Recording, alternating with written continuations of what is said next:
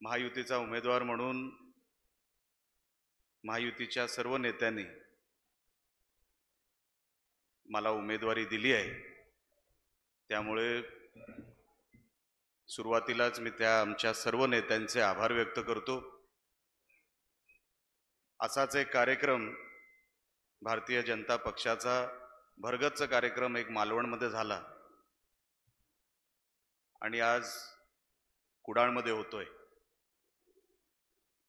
आता निवडणुकीला जेमतेम 12-13 दिवस राहिलेत आणि या 12-13 दिवसामध्ये आपण प्रचार कसा करायचा आहे हे काय मला वेगळं सांगायची गरज नाही। आपण सगळे तरबेज आहात, जाणकार आहात। अनेक निवडणुका आपण सगळ्यांनी लढवलेल्या आहेत, अनेक निवडणुका आपण सगळ्यांनी बघितलेल्या आहेत। आता 6 महिन्यापूर्वी जी लोकसभेची निवडणूक झाली त्या निवडणुकीत सुद्धा या कुडाळ मालवण मतदारसंघाने जी कामगिरी केली, या मतदारसंघाने 27,000ची लीड राणेसाहेबांना दिली। ह्याच आपल्या टीमवर्कमुळे हे सगळं शक्य होऊ शकलं। हे सांगत असताना येणारा काळ, येणारे काही दिवस हे आपल्याला फार महत्त्वाचे आहेत। आता विरोधकांचे सभा होतील, विरोधक अजून आक्रमक होतील, आपल्याला डिवचायचा प्रयत्न करतील, आपल्याकडून काहीतरी चूक व्हावी म्हणून प्रयत्न करतील। मी आपल्याला सगळ्यांना विनंती करणार आहे, फक्त 12-13 दिवस आपल्याकडून कसली चूक होता कामा नये याची आपण सगळ्यांनी काळजी घ्यावी। मी धरून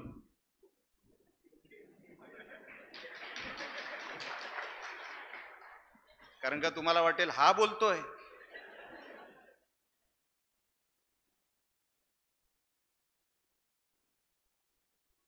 कारण का ज्याचं जळतं त्यालाच कळतं। ज्या काही गोष्टी झाल्या त्या परत होऊ नये, कारण का दुसरं विरोधकांकडे करण्यासारखं सांगण्यासारखं काहीच नाही।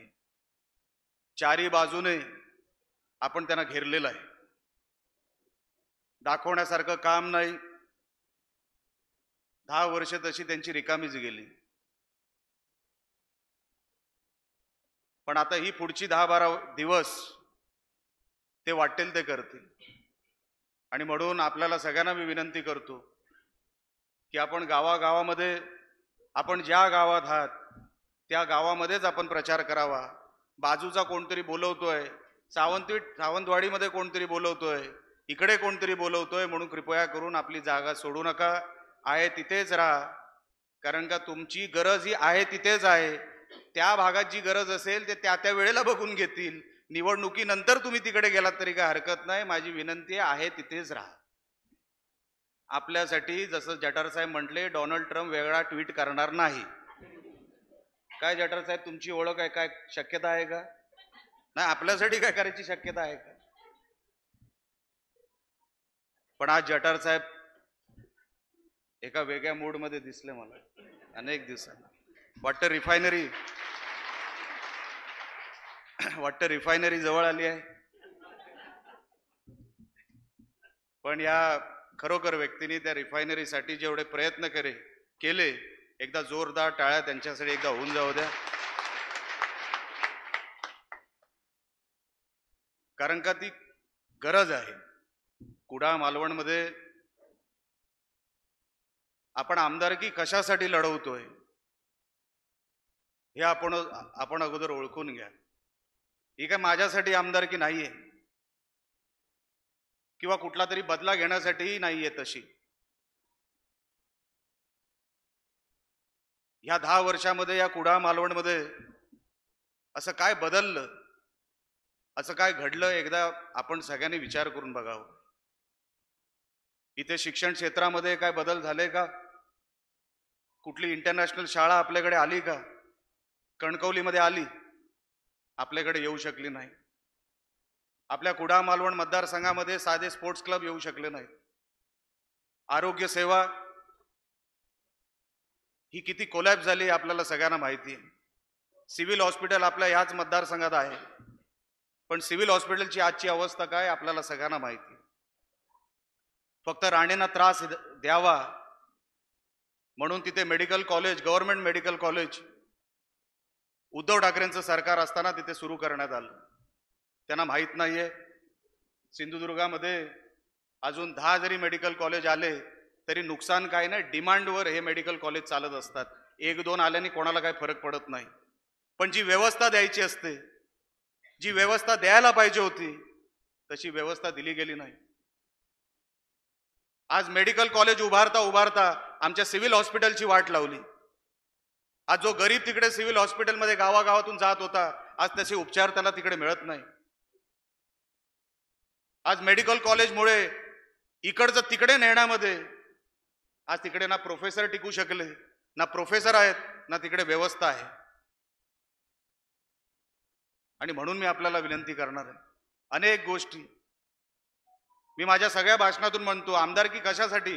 मला ठेकेदार व्हायचं नाही, मी कधी ठेकेदार होणार सुद्धा नाही. एक साधा गव्हर्नमेंटच्या रुपयाला हा निलेश राणे कधी हात लावणार नाही, एवढं तुम्हाला आज मी शब्द देतो.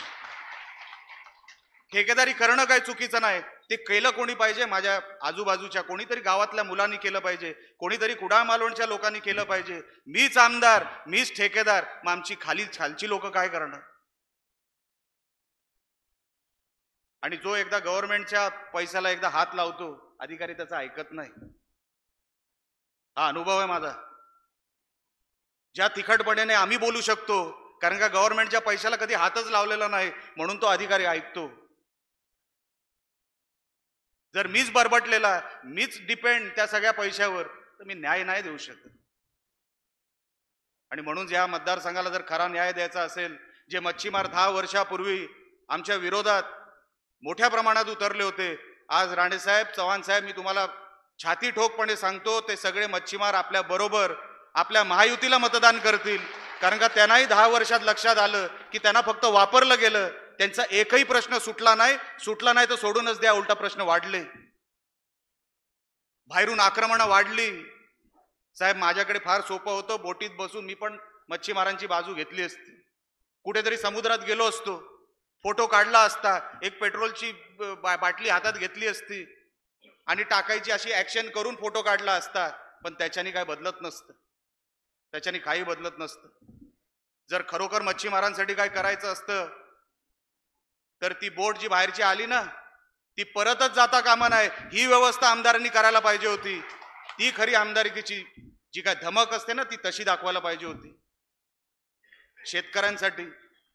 शेतकऱ्यांसाठी मलाही फार सोपं होतं, कुठेतरी ट्रॅक पॅन्ट घालायची, टी शर्ट घालायची आणि एका ट्रॅक्टरवर बसायचं, शेतकऱ्यांच्या कुठल्या तरी पेजवर फोटो पोस्ट करायचे की निलेश राणे शेतकऱ्यांसाठी शेतात उतरला. त्याच्याने शेतकऱ्यांचं काय बदलणार आहे? असं काय आपण शेतकऱ्यांसाठी ट्रॅक्टरवर बसून करू शकतो? माझं काम त्यांचं अर्थकारण सुधारण्याचं आहे. त्यांचं अर्थकारण कसं सुधरेल त्याच्यासाठी आमदारांनी सभागृहाचा वापर करायचा असतो, कुठेतरी त्यांना कर्जमुक्त करण्यासाठी त्या सभागृहाचा वापर करायचा असतो. त्यांच्यासाठी फोटो काढण्यासाठी ट्रॅक्टरवर बसून त्यांच्या जीवनमानात काही बदल होणार नाही, काही बदल होणार नाही. हे सगळं चित्र जे मी महाराष्ट्रात बघतो ना, आज 288 मतदारसंघ आहेत, पण या 288 मतदारसंघांपैकी आपला मतदारसंघ कुठे आहे? एका बाजूला नितेश राणे, एका बाजूला दीपक केसरकर आहेत, ते दोघंही आपला मतदारसंघ पुढे घेऊन चालले आहेत. आपला मतदारसंघ कुठे आहे? त्या मंत्रालयाला माहित सुद्धा नाही इकडचा आमदार काय करतो, इकडे पण पैसा पाठवावा लागतो असं तिकडच्या मंत्रालयाच्या अधिकाऱ्यांना माहित सुद्धा नाही. अहो, आपल्याला स्टुलावरती बसणारे आमदार नको, आमदार आला की समोरचा अधिकारी उठला पाहिजे, असा आपला कोणतरी आमदार आपल्या माध्यमातून तिकडे जावा. त्या विधिमंडळामध्ये चव्हाण साहेब आहेत, त्याच्या अगोदर राणे साहेब होते, त्यांना माहिती आहे 288 मतदारसंघ आहेत. त्या 288 मतदारसंघांपैकी आपल्याला किती नावं लक्षात आहेत? 25 नावं नाही घेऊ शकत, मी नाही घेऊ शकत.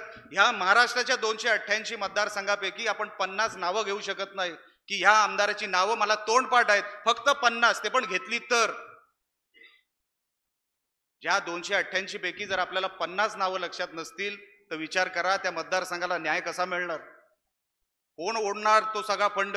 आपलं नशीब चांगलं, आपल्याला रवींद्र चव्हाण साहेब मिळाले, इकडे राणे साहेब मिळाले, नाहीतर 2.5 वर्षामध्ये जे आपण काम करू शकलो तेही करू शकलो नसतो. म्हणून विशेष आभार मी मनापासून या दोघांचे मानतो. खास करून रवींद्र चव्हाण साहेबांनी एक मला भावासारखं सांभाळलं.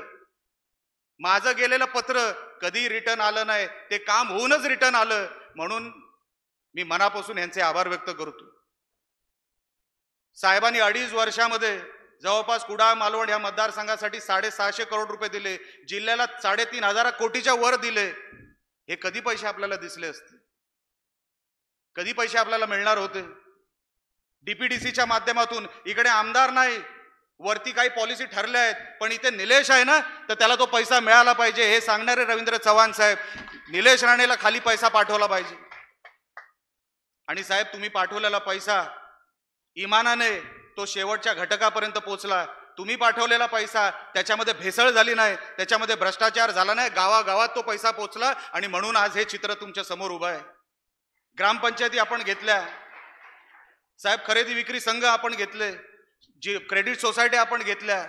हे सगळं का शक्य झालं? कारण का तुम्ही पाठवलेला 2.5 वर्षातला पैसा हा खाली तळागाळापर्यंत गेला. आणि तळागाळातला माणूस सांगायला लागला इथे महायुतीचं सरकार येणार, आणि ते तळागाळातला जो काय माणूस होता तो आपला प्रचारक झाला. राणे साहेबांनी जे केंद्रातून काम केलं, जे त्यांच्या लेटर हेडवर काम होतं, ते मला वेगळं सांगायची काही गरज नाही. त्यांच्या राज्यसभेचा प्रत्येक रुपया म्हणजे जवळपास 90% निधी हा कुडाळ मालवणसाठी त्यांनी वापरला.